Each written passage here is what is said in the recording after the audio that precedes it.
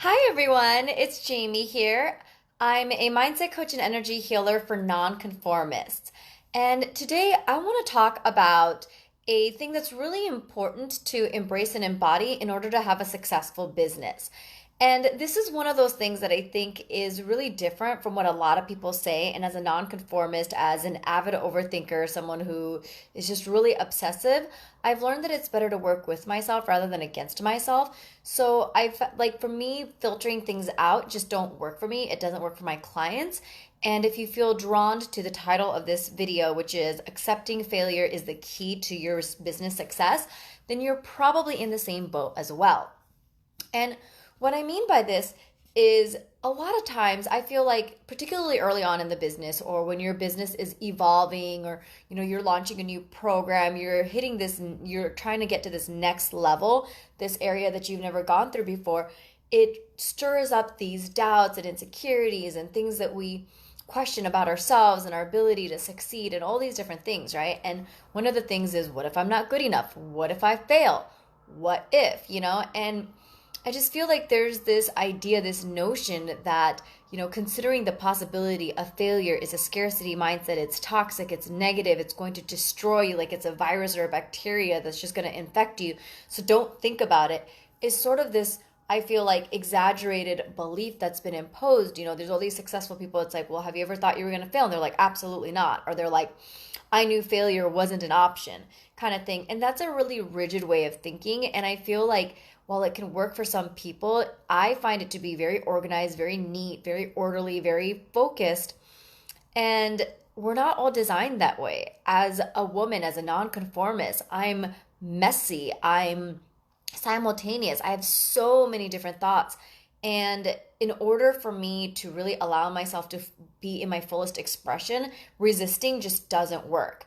And so I've let go of the idea that having certain thoughts are somehow negative, because then it's going to censor me and I'm going to create resistance, and it's just this vicious cycle. And I truly, truly, truly fucking believe that what you're meant to do, your gifts, your business, your sole purpose is so fucking powerful that doubts aren't going to be enough to take it down. You are powerful enough to doubt. You are powerful enough to be insecure. You are powerful enough to question yourself, to break down and get back up and know that you're gonna fucking make it. And these little natural human thoughts that our ego puts into our that feeds us as a way to address these things, it's not something negative. And I think it's actually really important to hold space for that, because when you do that, you learn to get comfortable being in the space of being like of that discomfort.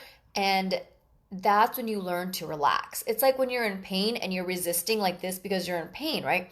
Well, when you're like this and someone's trying to give you money, like, whether you're in pain or not, but let's just say, like you're like, well, I really want to launch this program, and I don't know if people are going to want it. Oh my God, what if they don't want it? What if people don't pay me? And you're like this, and people are trying to pay you. How are people going to pay you when you're like this, right? And so your very thing that it's not really, I don't think your thoughts of insecurity and doubts that's the issue, but the energetic charge that you carry along with it is actually what matters. So if you have these doubts and you're like, oh my God, what if no one buys my services, and oh God, that would really, really suck. And you sink in and you are relaxed and you are open like this, and you're just like, oh God, what if this doesn't happen?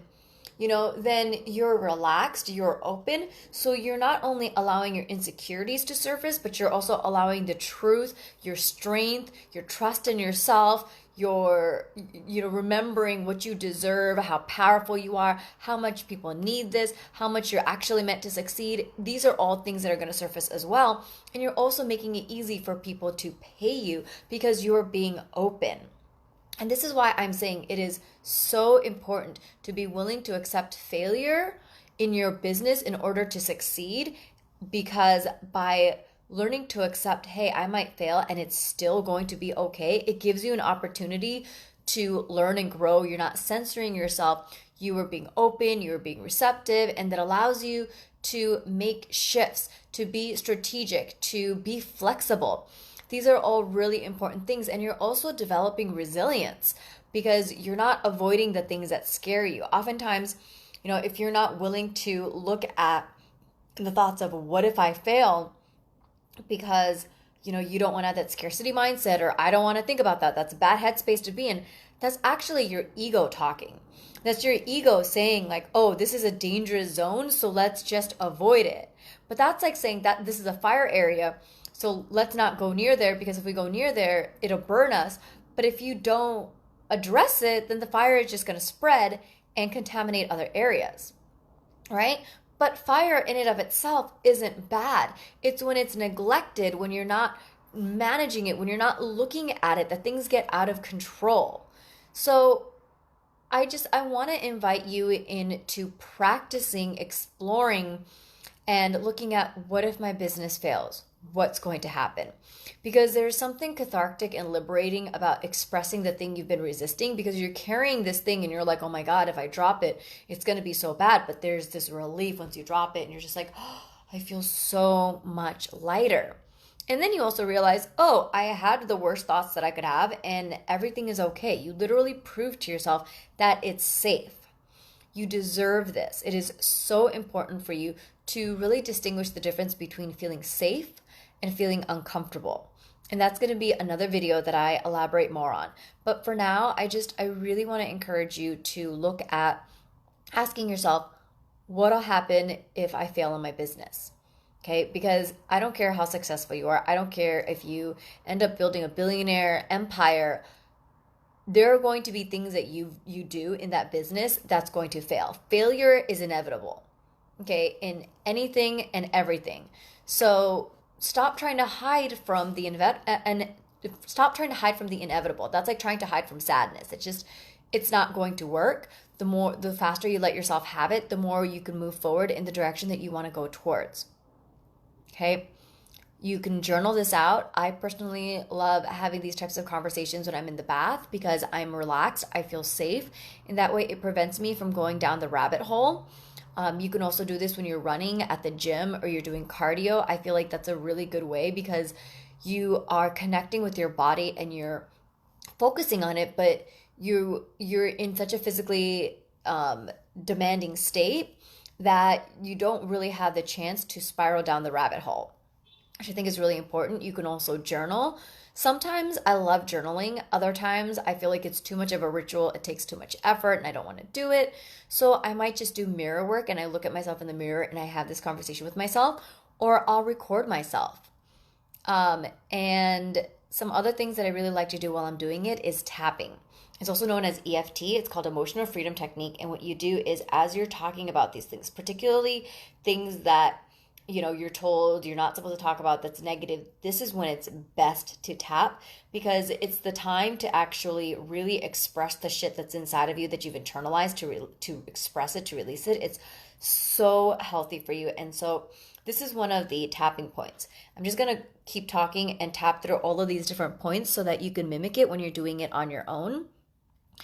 And these are basically acupressure points that calm your nervous system, and it allows you to productively release the negative thoughts and beliefs and insecurities that you have, without you perpetuating it, without it becoming toxic, without it becoming like this thing that you just continue to retell the story that ends up just becoming more and more problematic. You actually are able to address it in a healthy way. You're able to disengage from it.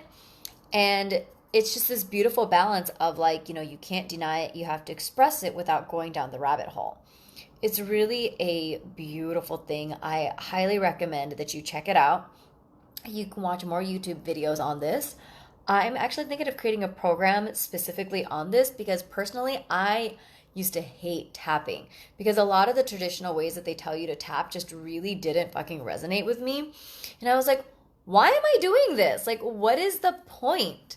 It just, there's dialogue. Like, even though I failed in my last business, I still love and accept myself. It's like, it's a beautiful message, but I don't sound like that. So I don't feel that way. So it's like, it almost felt like forced affirmations. It didn't feel honest. It didn't feel true. But there's a way to customize it. There's a way to make it your own. You don't have to learn a script. Just start bitching. I call it bitch tapping. It's phenomenal. Practice it. Let me know what you think. comment below. Let me know what your experience has been with failure and in your business. Share with me your insights. And if you haven't already and you like my videos or you like this video, please subscribe, like this, share it, and I'll see you next time. Bye!